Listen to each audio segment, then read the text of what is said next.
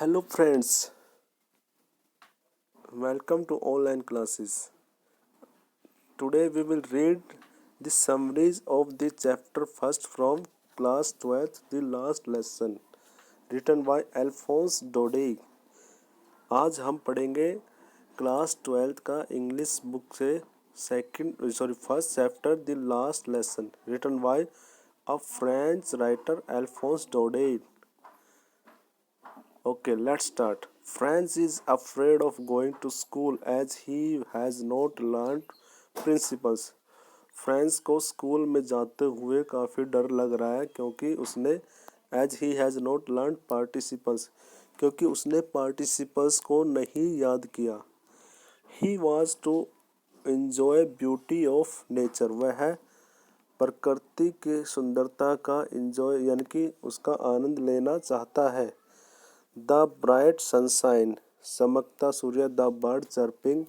चहचहाते हुए जो पक्षी है. इन वुड्स यानी कि जंगल में. Persian soldier drilling but resisted.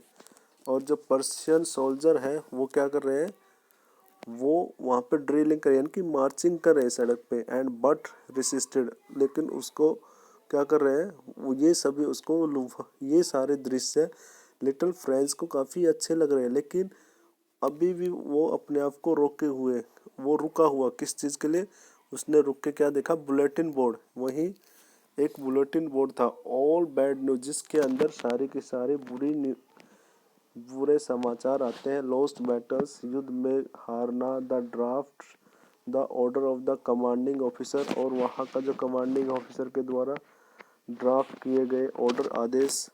Wonder what it could be now. और लेकिन आज वो रुक के देखता है कि हैरान है, सोच रहा है कि क्या हो सकता है ये अब. The changes he notice in the school. और वही जो चेंजेस उसने वहाँ बुलेटिन बोर्ड में जो उस टाइम पे उसने नहीं देखा, वही चेंजेस उसने वहाँ पे स्कूल में जाके महसूस किया.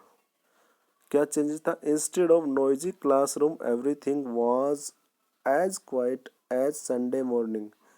इंस्टेड ऑफ नॉइजी क्लासरूम यानी कि क्लासरूम में शोर शराबे के बजाय वहाँ पे क्या था, बिल्कुल शांति थी, जैसे कि संडे की मॉर्निंग में होती है, यानी कि संडे की सुबह में होती है.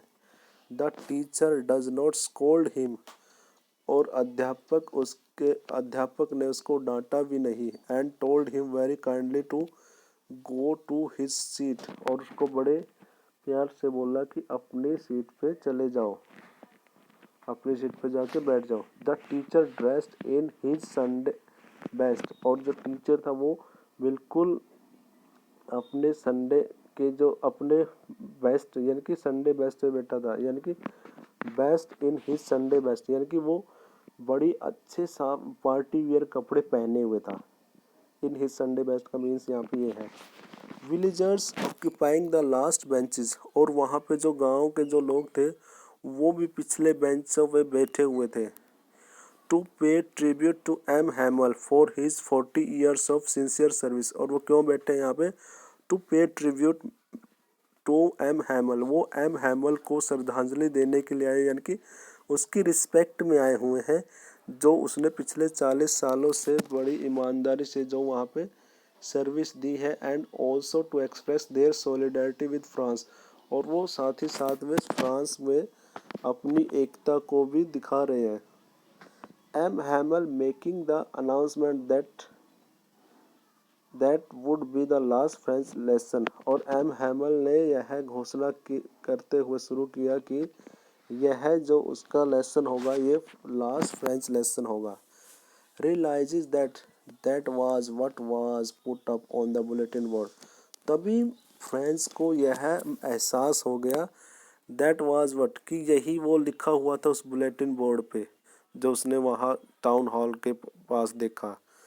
French realizes that he does not know his own tongue, mother tongue. और फ्रेंच को अब रियलाइज हुआ कि उसको अपनी मातृभाषा नहीं आती. And regretted why he had not taken his lesson seriously. और अब उसे बड़ा पश्चाताप होता है कि उसने अपने लेसन्स को यानी कि उसके जो फ्रेंच लैंग्वेज के जितने भी लेसन थे फास्ट में, उनको गंभीरता से क्यों नहीं लिया।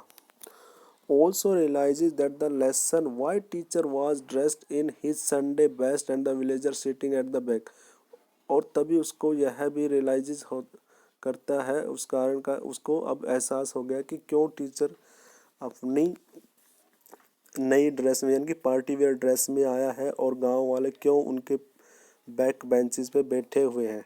M Hamel realises that all three, the children and the parents and he himself are to be blamed for losing respect and regard of for the mother tongue। तो एम हैमल ने realise किया, वो realise करता है कि that the all three, कि हम सभी तीनों, द चिल्ड्रन बच्चे, द पेरेंट्स और उनके माता पिता, एंड ही हिमसेल्फ और वह खुद, are to be blamed for losing respect, हम सभी को ऊपर वो क्या मानता है, हम सबको इन तीनों को क्या मानता है, वो दोषी मानता है, खुद को भी, पेरेंट्स को भी, बच्चों को भी, क्योंकि उन्होंने अपनी मदर टंग की क्या नहीं की है, रिस्पेक्ट नहीं की है, जिसकी वजह से आज उनकी मदर टंग उनसे लूज हो गई, यानी कि छूट गई है उनसे। Away from the mother tongue closes to your heart as it is the key to the prison of slavery. आगे बोलता है always keep the mother tongue, यानी कि हमेशा अपनी मदर टंग से क्लोज रहो, यानी कि उससे जुड़े रहो, टू योर हार्ट, अपने दिल से जोड़ के रखो, यानी कि अपनी मदर टंग को कभी भी मत छोड़ो।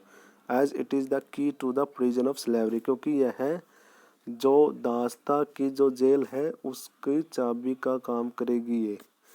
एटमॉस्फेयर इन क्लास, और फिर वहाँ पे क्लास का जो वातावरण था, टीचर टीचिंग सिंसियरली, जो अध्यापक था एम एमल, वो बड़ी ईमानदारी से पढ़ा रहा है, एंड पेशेंसली, बड़े धैर्य से, students and other studying with utmost sincerity, और वहाँ पे बच्चे भी और जो अन्य वहाँ पे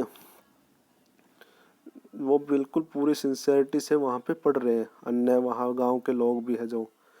फ्रेंच वंडर्ड सरकास्टिकली, फ्रेंच बिल्कुल हैरान हो जाता है और सरकास्टिकली और वो आलोचनात्मक तरीके से कहता है, a Persian could force pigeon to coo in German, और वह यह सोचता है कि क्या ये जो पर्शियन सोल्जर है, जो पर्शियन गवर्नमेंट वहाँ पे आएगी, क्या वो यहाँ के पिजन यानी कि पक्षियों को भी वो जर्मन लैंग्वेज में ही बोलने को कहेगी, जैसे इंसानों को तो बोल दिया।